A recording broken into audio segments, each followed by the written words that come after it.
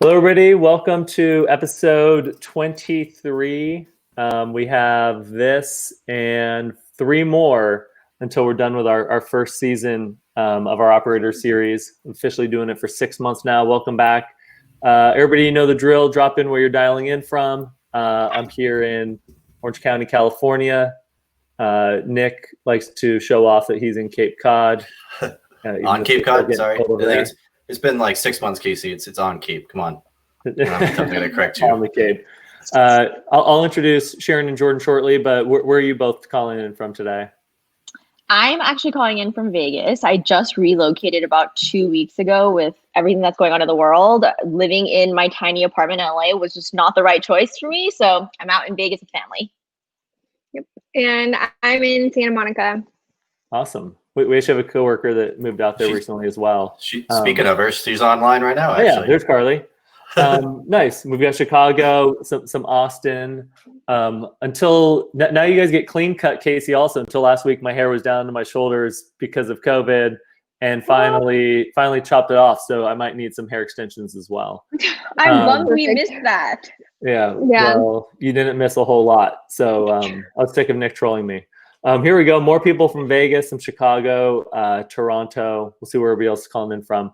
So to kick this off, I believe we have some giveaways. I know that Farah.ai, which is a technology partner of ours, Nick will drop some info in there. They're offering for the winner of the giveaway, I think a free year.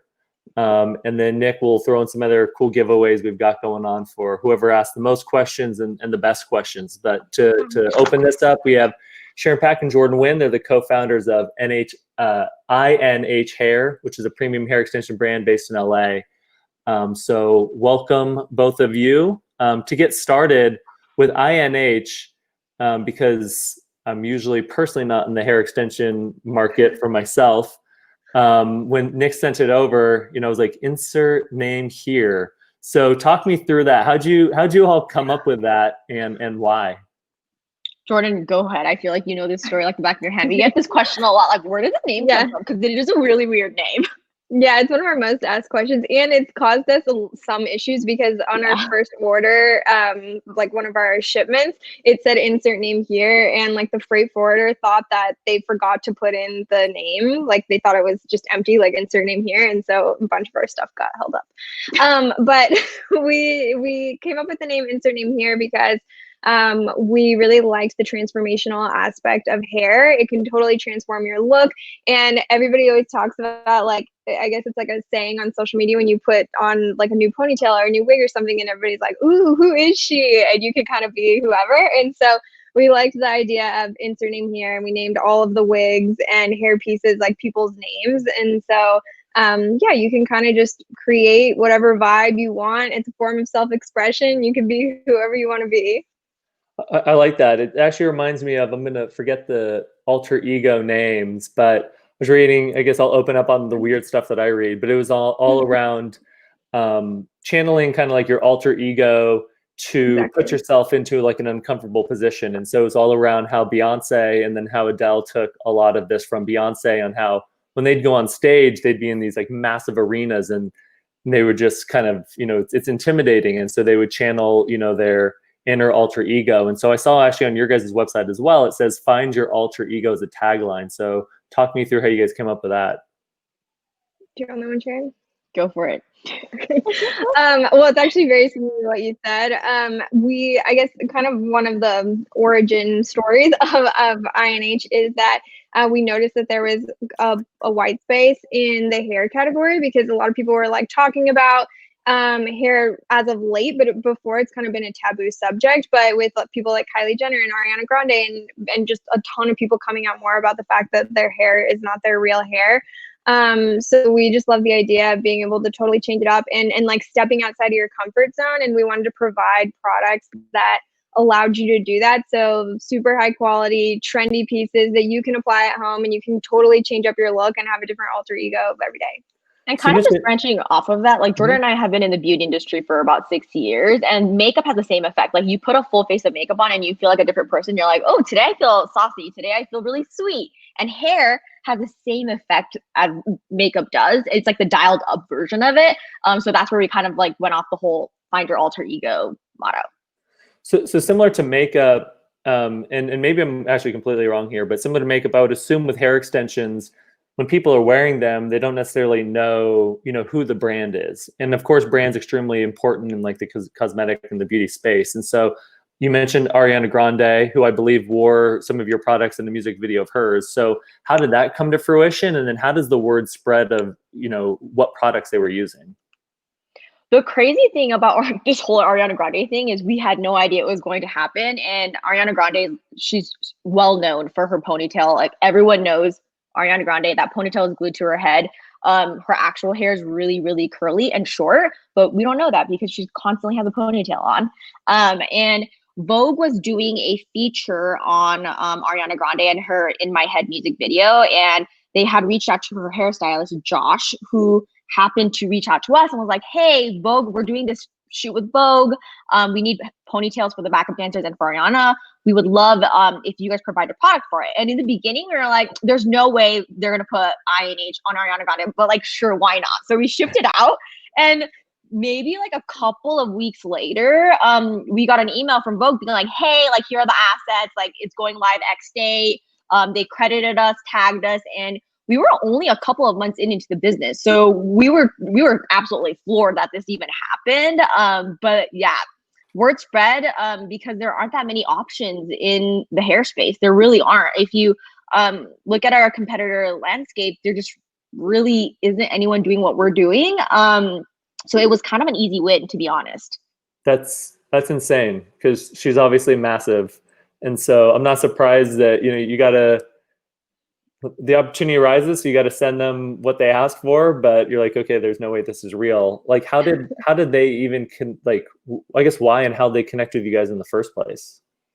We're actually have been pretty good friends with Josh, her hairstylist, because Jordynn and I have been in the beauty industry for 6 years. He actually did a shoot for us when we were both at ColourPop, and he was the hairstylist for that shoot. We were friends on Instagram. Stylist. Yeah, and he was an assistant stylist for Chris Appleton, who was previously doing Ariana's hair, but then he moved into Chris's role. And he had DM'd us saying this, and we were, I don't know, I guess it's just like us being in the industry for so long and like having all these connections within like artists and makeup artists and hairstylists. It just kind of happened. So you mentioned ColourPop, where I don't know if you both met in college or if you met at ColourPop or if it was some combination of both. What motivated, I guess, what were some of the learnings that you took from ColourPop then into INH? And then also what was the catalyst to leave ColourPop and start your own brand? Jordynn, do you want to take this one? Sure. So Sharon and I did actually meet in college, but we weren't really friends. We were in like the same dorm, and then we both worked a ton and we're kind of like nerds in school. And so we didn't socialize. We didn't really have any other friends. So we ended up being partners all the time by like default because nobody else, like we didn't know anybody else to be partners with. So we're the loners who got buddied up. And then I started interning for ColourPop like 2 years before they actually launched and helped concept and launch the brand. And then when we got to like launch day, they were like, we need another one of you.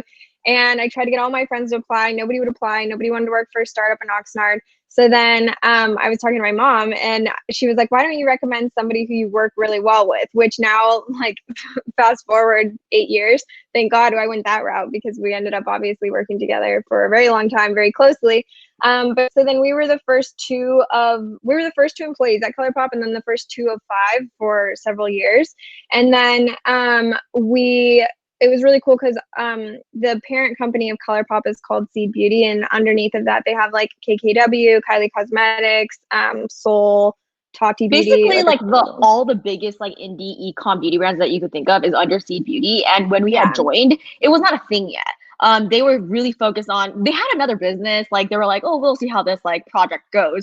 Jordynn and I were like these millennials who like live on Instagram or like social media and like influencer nerds. Like we like know it like the back of our hand, and we just applied what is so innate to us to a business. And that's where like the magic really happened, on top of the $5 price point, which is super approachable for millennials and like younger people. So then with Seed Beauty kind of coming about, we got so much experience launching brands. We basically launched like 4 different brands while we were there. So it was just it was pretty, we just had all the practice, I guess you could say, when we launched INH.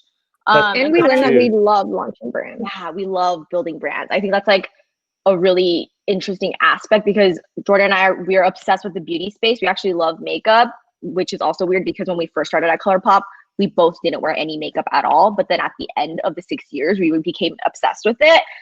So when we were presented with the opportunity to launch our own business, which Hugh, our third partner, Kevin, we had met him at BeautyCon, and he DM'd her and I. He slid into our DMs and was like, "What are you guys up to lately?" And Jordynn and I were like, I was like, "Did Kevin DM you?" And she's like, "Yeah, he DM'd me. Like, should we go to lunch and see what's up?" And we're all like, "Okay, sure, why not?" So we go to this dinner, and he straight up just said, "I really want to build brands, and I know what you guys did at ColourPop. Like, let's do something together." And at this point, Jordynn and I had multiple conversations about doing something together. I think we both felt like we kind of reached our like cap at ColourPop, and also we want to do our own thing. So then at the time, we had been bouncing off ideas up until that point of meeting Kevin, and Jordynn was like, "What if we do a sofa company, like furniture? It's so hard finding furniture." And I was like, "Dude, but then how are we gonna scale that? And then the storage, probably not ideal." Then we just like went through so many crazy ideas. And then one day she texted me, she's like, "Wigs. What about wigs?" And that's when it was like the light bulb moment for both of us. And we were like, "Oh my God, you're right." Because the Kylie Jenners of the world, Ariana Grande, you don't even know what their real hair looks like anymore because they're constantly changing it out, right? But then we realized, wow, but there aren't that many brands that are accessible for like a normal you and I. Like the pieces that Ariana Grande and Kylie Jenner are wearing, they're thousands and thousands of dollars, hand-tied, human hair, specially bleached and colored by a stylist, like thousands and thousands of dollars. Totally not accessible for like a normal Jordynn and I. So then we started really getting really knee deep into like the research phase. Jordynn was ordering wigs on Amazon. She got the package. She like would text me and call me and be like, "Oh my God, wait, let's do this unboxing together." We would FaceTime with each other.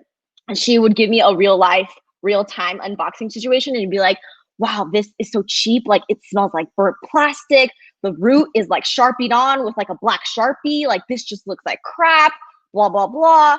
And that's when we really just got obsessed with the category, the hair category, because we knew it had the same effect as makeup did, but there just weren't that many options out there. So that's how INH kind of came about. So I have a ton of questions. Let's first go to your third co-founder. So what was his background then, and what motivated you both to want to partner with him? So we had met Kevin at BeautyCon previously. He was one of like the original founders in BeautyCon, and so he did have a lot of experience in the beauty space. And then he also like managed a bunch of major influencers, like some of the top influencers on YouTube. And so he was just really savvy in influencers and the beauty space in general. And that's kind of how he heard about us. We kept running into him all the time, and then eventually slid into our DMs. There you go. So you mentioned you love launching new products, and I know some of the questions we got from the audience prior, and something from Maria here on like bootstrapping tips. Going from 0 to 1 is so difficult. Like, you know, it's tough to grow a business no matter what, but going from just that ideation phase to proving that you actually have a business that's worth putting time into and trying to scale is so difficult. And so I love the story of what you got at ColourPop, which is you were getting paid to launch brands over and over and bring a lot of what you were, like you said, innately doing anyways, which is really like the future of, you know, go to market. So talk me through that. Like what were some like the biggest lessons learned on going from like that 0 to 1 phase? I think the number one thing that I learned from ColourPop is building a community. Having a sticky community is all you need in building a brand. And that's when you know, like, oh man, like people do care. They're emotionally invested in our product, and beyond the product, they're emotionally invested in the brand. That was number one, because ColourPop has an insane avid fan group. They have like a Facebook group called ColourPop Fanatics, and there's 100,000 people in there that are just talking about how much they love ColourPop all day, every day, sharing pictures and like unboxings, and just there's just like a sticky community that exists there. And that's what we took away and started building out immediately for INH. We were like, okay, how do we build a sticky community? And you know what that meant? That meant Jordynn and I commenting and DMing every single customer, just being like, thank you so much, leaving them videos. Like it was a lot of like scrappy work, but scrappy work that paid off and ultimately built a super solid foundation for us to like scale like the community, because once you kind of evangelize like this core group, they're going to go tell their friends, and then they're going to go tell their friends. So it becomes less work on your end, but the amount of time that you put in out of the gate is so key. Yeah. So community, oh, sorry, go for it. I was just gonna say, I think the other thing is that when we first launched, like it wasn't, we went live with like packaging that we didn't really love. It was like a really small assortment. Like we went live with something really small that maybe we weren't obsessed with, but we just like marketed it really hard, and like on the community aspect, really push the community side. And so I think that when I've talked to a lot of founders, or people who want to start something, they get like so caught up in the nitty gritty that they never actually get to launch. And I think that's a big thing, like bootstrapping tip is just like freaking do it. And it's something is better than nothing. Even if you're not that proud of it yet, you can like build. I love that. Just do it. And so you mentioned community, which of course is huge, but I don't know if it's tougher to go from 0 to 1 in a product, or if it's tougher to build a community, because that's not easy as well. And so how do you view, I guess, just getting the community off the ground, and then also sustaining the community? Because I've done that as well in different businesses, where you're building these huge communities, and then you get to a point where like you can't moderate it and handle it all yourself, and so you have to start bringing in others, and whether they're like mods who love the community anyways, to like police what's going on. How'd you juggle that? I think, so one thing that we have on the INH side is we have a exclusive Facebook group, and it's called INH Babes, and it's closed off. You have to be invited and accepted into the group. We currently have about 5,000 people, and they're the VIPs of the VIPs of our customer base. And how we got that off the ground originally, it takes a lot of work. It's not going to happen overnight. I mean, it's going to require just like constantly banging until, you know, it really does lift off. And that meant Jordynn and I going in there and doing lives when only 20 people are tuning in, or like commenting and liking everything that is happening in there. And then also we did, we had random acts of kindness where we would pick random customers who were just like avid, they're just constantly buying our things. We would send them random gifts, not even related to INH, just being like, hey, we saw on your Facebook that you're having trouble with da-da-da, like hope this like brings you a smile or whatever. And that just goes such a long way. So once we kind of built out the INH Babes page, we started noticing these super fans. For example, Chelsea, who's our super fan, she was commenting on every single customer post in that page. She was liking, she was sending me personal DMs with suggestions and just like ideas, buying every single launch.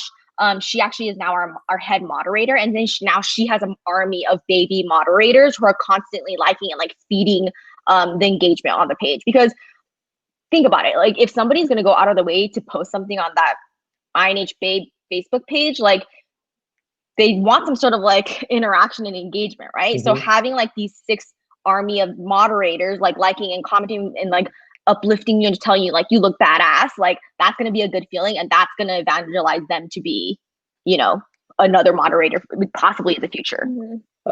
I love that, where it's you're just rewarding your community and allowing them to grow with you and bring them along for the ride. And so a question here from Jonathan is, to take a step back, how did you initially build the community? Like how'd you get that first handful of people? So how we did it initially is we extracted a list of our top customers and then just did an email blast with a personal invite to the Facebook group. Okay. And it's all in the copy and like the feel good moment, like, hey, like you've only been selected out of 100 of our customers to be in this VIP Facebook group to help us with product development and like, I don't know, whatnot, but like they want this exclusive aspect of it. So writing those components down in the message. Well, and I think we also, sorry. We also found people who already like just organically were buying the product multiple times. And that was like the basis of the community, is we were like, these people are already interested. Now we just need to like convert them in a bigger way to be like, they're going to start building the community for us, kind of. And I love how you mentioned too, where, I mean, you have to believe in the vision of what you're building. And so you're putting out the same level of high quality content or, you know, live video or whatever it may be when there's 20 people watching, or there's, let's say now, thousands or tens of thousands of people watching. And so, you know, it's definitely believing in that vision. And then, so you mentioned your Facebook page. I know on Instagram, you have close to 300,000 followers there. How do you approach the different channels and like where you should spend your time, especially early on, because like time is, you know, arguably your most important asset? and still is. Yeah.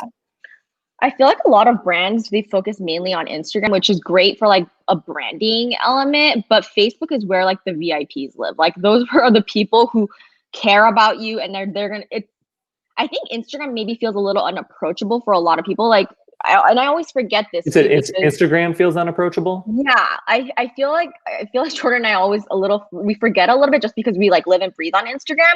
But a lot of people, it's not an approachable platform. Like you're posting pictures and selfies of yourself. Like that requires some balls to do that, right? So I think for us is what we realize is Facebook is where the ethos and like the stickiness, and because you can communicate people with words, and it's just a different.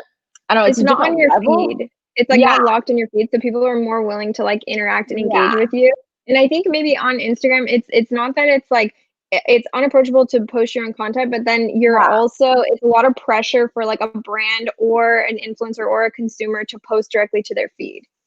Interesting. Okay. And then how do you approach other social networks like Pinterest or TikTok or Twitter? So Twitter is where the Gen Z kids live, and we approach that.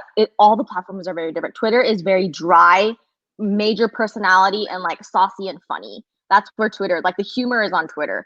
Facebook is where like the stickiness, like feel good, like uplifting type of content is. And then Instagram is like the branded visual, like this is what you want people to take away from and think like INH is a badass brand type of vibe. So you said that Gen Z is more on Twitter. So you think people, like younger people, are now moving towards Twitter versus some of the other platforms? Yeah, for sure. Why do you think that?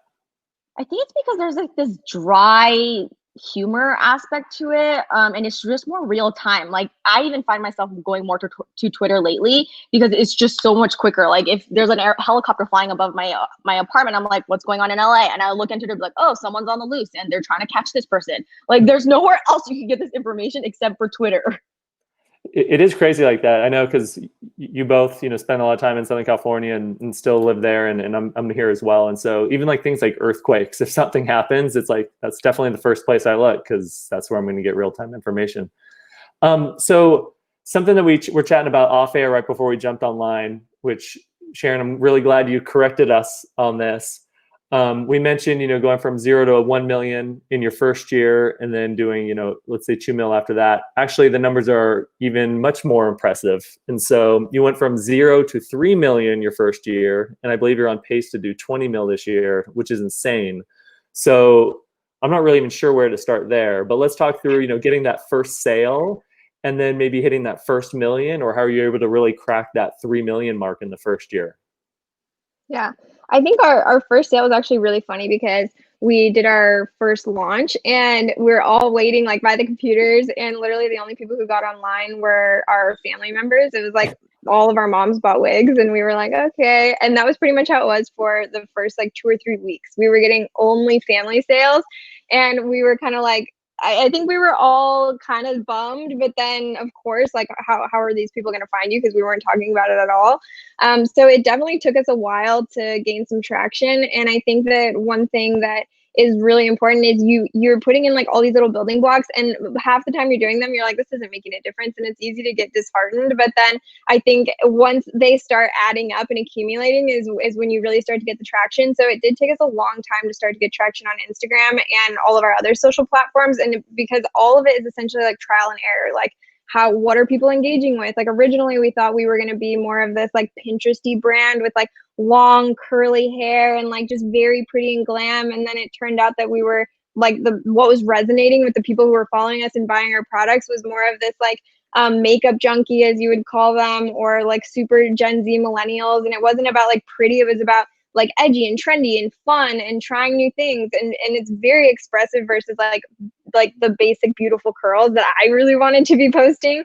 And so I think that a big part of it is trial and error, and knowing that even if you can't see the progress like real time, that eventually it does add up and it pays off in a big way, but you just have to be willing to like grind up for the first couple months. And kind of branching off what Jordynn was saying, I remember we had like not a huge fight, but originally we were going back and forth on this is our girl. And I was like, but this is what's working for us.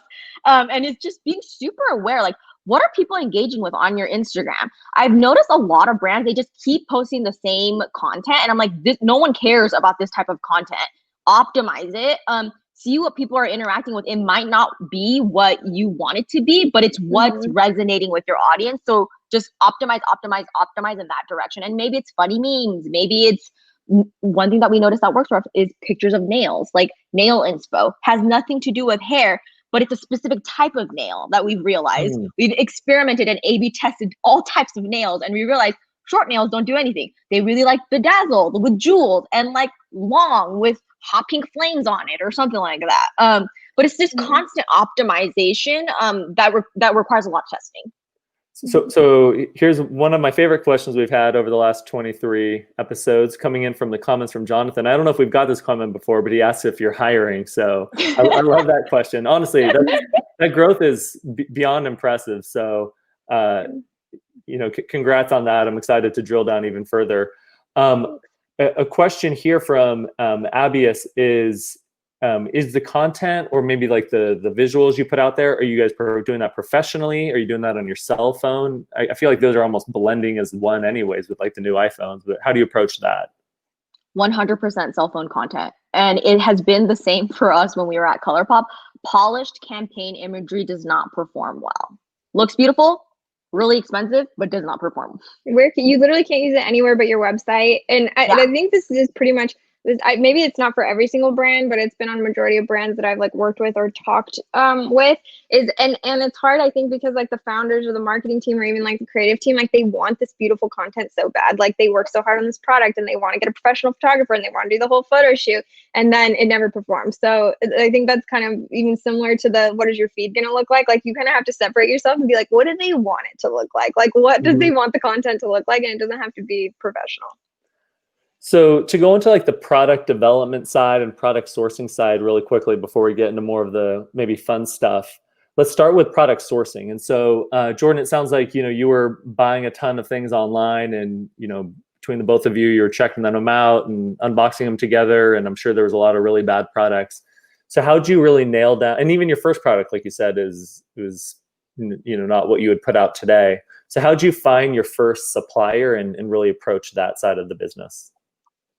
We were super lucky because we found like a really amazing product development director, and she's literally, even now that we've been in the hair space and we've been trying to build like our product team, she's like an expert. Like she's unmatched. So I say it's like very serendipitous that we even met her, because we met her like almost immediately, and she turned out to be this total pro, and she really helped us like make the connections with a lot of hair factories. Sharon and Kevin, because when we met with Kevin versus then when we launched the brand, it was like 4 or 5 months from like chatting about it to launch. And in that time period, Sharon and Kevin actually flew to China and like met a manufacturer, like designed the whole first pieces and everything like that. And so it was a very fast period, and there has been like a lot of adjustments and stuff like that due to COVID. But for the most part, we've been with the original factories that we originally met. Okay, so you still manufacture in China? Yeah, in Asia. Nice. Even when Kevin and I went to, China, I think that also is really helpful, is when you meet your vendors face to face and build that relationship, especially if you're working with an Asian partner. Like there's like a cultural business relationship that needs to be established. Kevin and I did the whole baiju, we ate grasshoppers, did all that. And now we almost died with alcohol poisoning, but we made a genuine relationship with our vendors. And I think that has come a long way because they've been so forgiving. And like Jay said, going from 0 to 3 million in year 1, there was a lot of inventory involved. And because we had established this relationship with the factory, they were willing to commit themselves to this growth, because originally they were like, well, we don't really know how well you guys are going to do. But then we just sped things up so quickly. They were really flexible, quick. They added new lines if they had to. They're fantastic partners. Yeah, they're like true partners. That's been such a common theme for us through all these episodes, which is really creating that relationship and that partnership. And I'm sure also once they met you in person, they see your enthusiasm and they can understand your vision more. You're obviously, both rather enthusiastic once you're talking about the brand, which is huge, because that's, the energy that people need to feed off of. So you were dealing with, you're buying things overseas, your first time founders, even though you guys had great reps at ColourPop. you're seeing this huge influx in sales. So how did you manage cash flow and inventory, even today, but especially early on? There were a lot of struggle. Yeah, I was gonna say it's been a struggle. A lot of things have been out of stock for quite some time. And a lot of fighting between, well, not fighting, but like healthy, like where's this, when's this coming? Yeah. Heated debates with Jordynn, Kevin, and I, trying to really fit things because it was just growing so fast. We had to air things in, not ideal. We would want it on a vessel, but we had to air a ton of inventory in. Yeah, it's been a struggle, but we're getting a hang of it, and we're getting a lot better at forecasting, which has been nice. And also we've had 2 or 3 hero products that have been really like carrying it a little bit for us, and that's been really helpful. Yeah. So I'd love to get the hero products conversation in a second, but and as much as you're willing to share here, but from like a cash flow perspective, did you do pre-sales or pre-orders after like a certain time once you built up the community? How'd you manage to juggle that? And then with your supplier, because of course there's different net terms you can negotiate. So how'd you approach that? Hair is tough because they're really particular with net terms. Like it's not like other industries. And so we really struggled there. We did do some pre-sales for some items. But in some cases there wasn't anything that we could do, because even when we were restocking and we thought like, okay, we got enough inventory, we're going to be okay. By the time it restocked, we were like double in size. And so we kind of just had to accept, and luckily our followers and like customers really were pretty good with this, of understanding that we're just growing really quickly, and we would get a wait list. I think a wait list is super, super important because they can enter their emails. So 1, you're collecting emails, and then 2, as soon as it drops, they get notified. And in a lot of those cases, ours auto notifies as soon as it gets, it's actually kind of a problem we're trying to fix on the back end, but as soon as something restocks, if they signed up, it auto notifies. And there's been a lot of instances where the products have sold out before Sharon and I even knew they were restocked. And so I think that's been, it has its pluses and negatives, but I think that those are the 2 biggest things: is pre-sell when you can, but you also don't want to totally mess with the customer, because it does suck if you're waiting like 6 weeks for a product. So we try to keep it to like a much shorter time frame before we're willing to go into pre-order, and then the notify me when restocked has been really helpful. Yeah. And kind of going back to Jay's question about cash flow. So we're 100% self-funded, and we also took out a small loan that's like 100% dedicated to like inventory. Pretty much it. Okay. And then I had some question. Where was I? With going from 3 mil to 20 mil, that is just a massive leap. And so from like a hiring perspective, how did you start approaching that? Because obviously you're balancing that cash flow with inventory and everything there as well. I think we've taken a really unique approach to hiring. And almost, I would say, like, well, at the beginning, every single person on the team, aside from me, Sharon, the other co-founder, Kevin, and we had 1 person who was helping with like finance and logistics. Otherwise, every single person was an intern. And they were all like school credit interns, who most of them were working like 3 days a week. Some of them were working 5 days a week, but that's what we had for essentially like the first 6 months. And then we started hiring some of those interns as they graduated as full-time employees. And now probably 75% of our team are interns turned employees, and it's their first job out of school, but they're so passionate. And they like, I think we have an amazing, like really fun team culture, but basically our entire team is college grads. They're like baby Jordynn and Sharon circa 2010 after we grad, or 2014 after we graduated college. Yeah, they're all like entrepreneurs at heart. And I think a lot of them we got off of our social media platforms, just like posting that we were hiring interns. And I think a lot of people follow us because they're interested in the beauty space or being entrepreneurs or working in the beauty space. And so everybody's like has the entrepreneur drive, which is so important. I like that because it really mirrors your approach with your community as well. It's bringing people along for the ride and being very transparent about that. Speaking of the products, because I actually want to talk about product like development, because again, this is not a space that I'm very familiar with, but you mentioned the hero products. I guess first, are you both wearing, your own products? We are. Yes, 2 different products. I'm wearing our newest pony. It just launched a couple weeks ago, and this is Lola in honey blonde. So she matches, you can wear them like to perfectly match your roots, or I wear mine a shade lighter sometimes to match my ends because I have an ombre.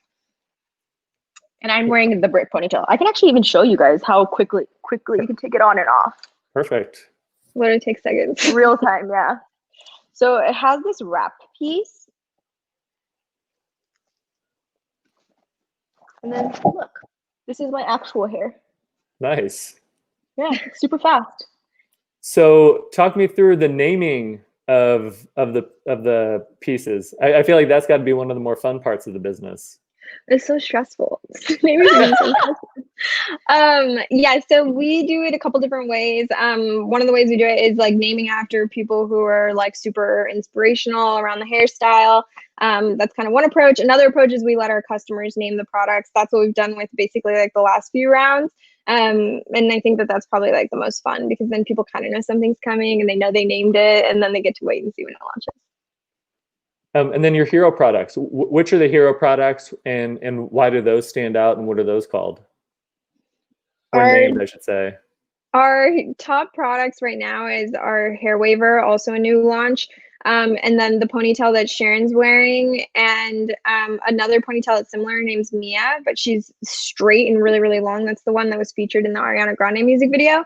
Those are our top products. This one I think is going to be a new bestseller, but we can't keep it in stock long enough to be a bestseller. So once we can, then it will be. I love it. It's such a great problem to have. From like an extremely tactical standpoint, are you using like Notify Me, or what are you using for that when things go out of stock? Yeah. I think that's the exact thing right now. that's exactly what it is. It's a Shopify like integration. Yeah, it's, especially with COVID, that's been in such high demand. I know like Rogue Fitness, similarly, they can't keep things. It's, you get the notified thing, you go there and it's completely sold out. And so, you know, for brands like you all that are, you know, just experiencing this massive tidal wave of growth,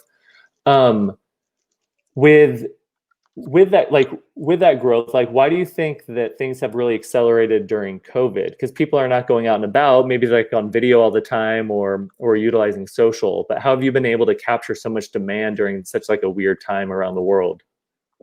It's actually, the COVID timing has been really strong for us. We like doubled in growth a couple of the months, and I think a big part of it is because a lot of people got really scared and they stopped spending on social, like performance marketing on social. And meanwhile, like we really leaned into social, and our like the cost, the CPAs were like incredibly low, and so it gave us a huge boost that became our new baseline. And so I think that was really helpful. And I know, and I've talked to a lot of other brands, you know, who are kind of in a similar situation to us during this space, and if you were able to invest at that time, it performed really well. But also I think that during COVID, for a lot of people, it's been like a time of experimentation because they're kind of like bored at home. And a lot of the people who like love makeup or love the beauty space, like it's like a hobby to them, and they love trying new things. It's kind of like being an artist. And so I think it gave a lot of people an opportunity to be even more adventurous than they would be traditionally, because they don't have to like see people in person. They got like this confidence boost of, I can just do it behind a screen and like kind of gauge reaction. And so even a lot of like our more out there products performed better than they had been previously, because I think people were willing to really experiment. Nice, I like that. Maybe that's why I didn't cut my hair for 9 months. So exactly. So you mentioned CPAs, and I want to get back to that in a minute. But a question here, another one from Maria, which is around remote work. And now we're all forced for remote work. But how did you approach that initially, and how has your view on maybe in-office or remote changed over time? Do you want me to go, Sharon? Yeah, go for it. So initially we were all in office, but since we're a startup, we were like all crammed into like 2 tiny office spaces in a WeWork. And then obviously we went remote. Everybody went remote. During that time, our company like more than doubled, and so our team like also more than doubled. So it was, I think the most difficult part of working remote was onboarding during that time, because it's really hard to like integrate them with a culture when it's like just Zoom and you're not doing like, nobody's going to lunch, nobody's doing like coffee, anything like that. But now I think we've gotten in a really good rhythm, and I personally kind of prefer working remote. I think especially because Sharon and I have implemented like a lot of culture things that people participate in remotely. And so I think that we have like all of our employees have been like amazing with engagement as far as like staying passionate, staying driven, and really interacting on like Slack. Slack has been really huge. There's been a lot of tools, and there's really even cool tools within Slack to like help keep everybody focused and build a culture. I guess let's talk about that. So tools, people always love the tools. What are some tools maybe within, you know, your Shopify instance, or maybe within Slack, that you've been able to utilize to help you guys scale? Slack has been huge. We use Atlassian, which is like a project managing tool. They have like Jira and Confluence. Our entire market, like we just live in Confluence basically. And then we also use Klaviyo for email. Jordynn can kind of speak more on like the SMS side, but SMS has been like really big for us. And then also we've been doing a ton of A/B testing on the website, which has been huge for us. We've been using a conversion like A/B testing platform called Convert. And we've seen huge improvements in our conversion rates and our AOVs over the past couple of months through these tests. And we also have added, this is a really good one. Everyone should write this down. It's a Shopify app and it's called Order Bump. And this is a really excellent AOV driver. So write that down. Perfect. And then for SMS, what do you use, Jordynn? We currently are using Attentive, and we have tried probably 5 different SMS platforms, and it's obviously really interesting because it's a totally new tool and everybody kind of has different offerings. So it's been a lot of like testing around. But Attentive so far, I've been really impressed with. And then we also have like a Facebook SMS feature, or similar to SMS feature, it's Facebook Messenger. And right now we're working with Shop Message, and that's also been an interesting one to play around with because they give you some different, not only can you like do browse and cart abandon and post purchase, but you can also target anybody who's opted into that list with Facebook marketing ads. So you've mentioned from social to SMS to email, with CPA, which is alluding to a lot of the paid channels. From what was your initial go-to-market approach from like a channel perspective? And then we can talk, about how that's evolved over time. I think our top 2 that we really focused on, aside from like organic social, that was number 1. Out the gate, we just went with like building organic social. And then step 2 was influencers. And that was because I think we had an amazing community of influencers combining Sharon, Kevin, and I together. And that was a really strong platform that has it's like a really low barrier to entry if you can find kind of the right influencers and they'll post about it. And a lot of times you can do it at only the cost of good of the product when you're just getting started. So that was step 2. And then we started getting into performance marketing, which made a huge difference. That's probably like the biggest like whammy when you get going, when you get it kind of hacked. But those were first 3. And then we obviously, like right out the gate, we set up Klaviyo email for, I think that's super important. So maybe it goes building out social, Klaviyo, influencers, performance. With the influencer side, were you explicitly asking them to post what, and I guess where should they post, whether that be Instagram or YouTube, or were you just sending them good product?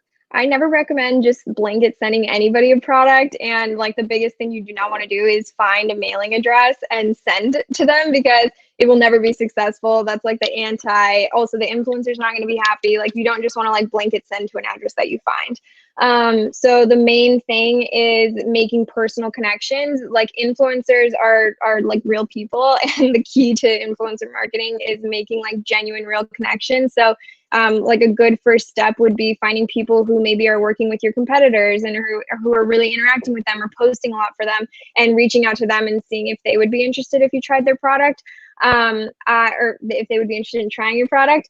And also I think a lot of people like they go out the gate like really big. They're like, oh, I want this like person with 10 million followers. Like I want them to post my product. And then you reach out and they don't answer. And of course they're not going to answer because everybody's doing the same. And so I think finding people who have like 50 to 100K followers who have great engagement. That's like the number 1 thing to check is engagement versus following. Reaching out to them, they're going to be really excited because they're not getting as many incoming requests. And if they're genuinely like a fan of nails or hair already, then of course they're going to want to check it out and they're going to post because they're like just kind of getting going. So I think that those are like 2 of that's the most important step in influencer marketing.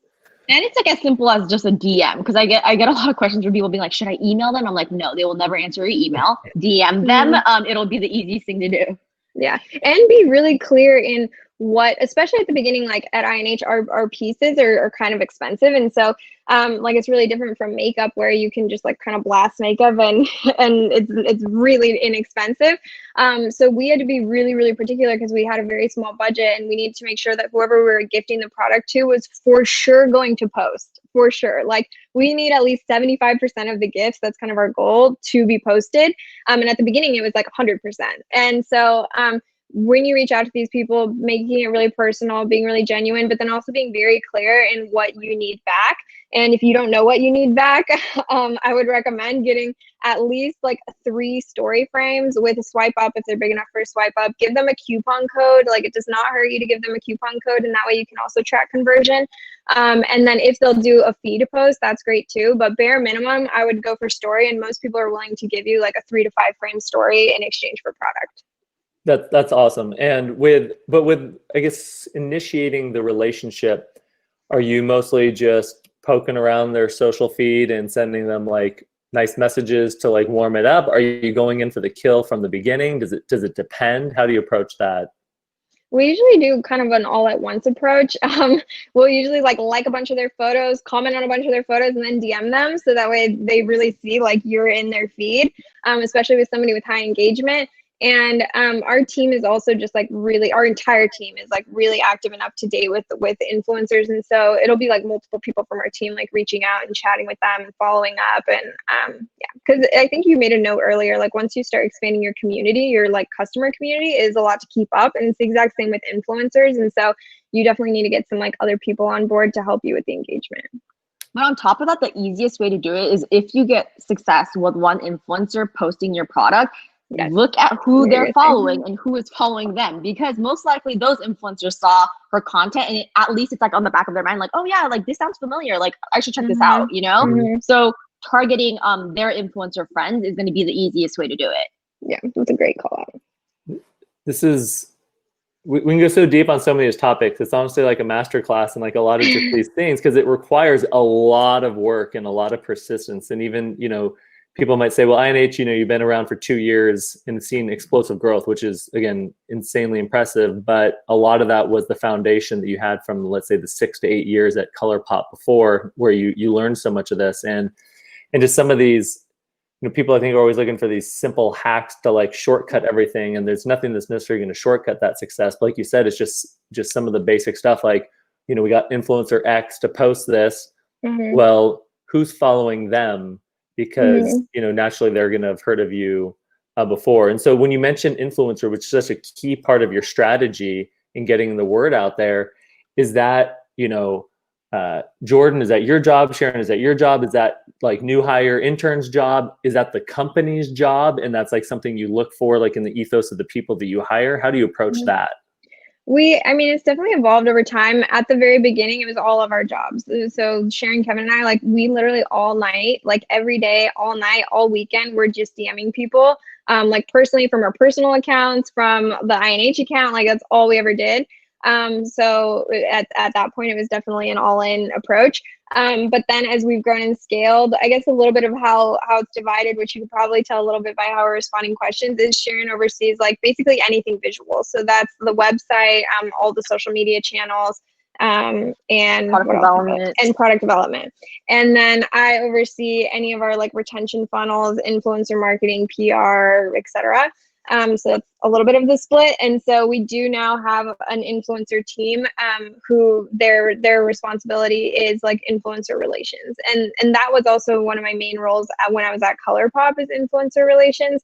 And so I learned a ton there, but then also that's something that's so valuable because you carry them with you like forever. If you're doing a good job at your job, then you're going to be able to take those like anywhere you go. And they're real, genuine relationships. Like some of the people that have posted INH early on, we didn't even ask them to post. Like they bought the product when they heard that it was ours. And they were like major people, like Desi Perkins. We were like shook last Halloween. Every single Halloween look she did was with our wigs, and we didn't even ask her to. And she just, it's because we've known her for so long. And so we've been super fortunate, but I think it is a key part to success.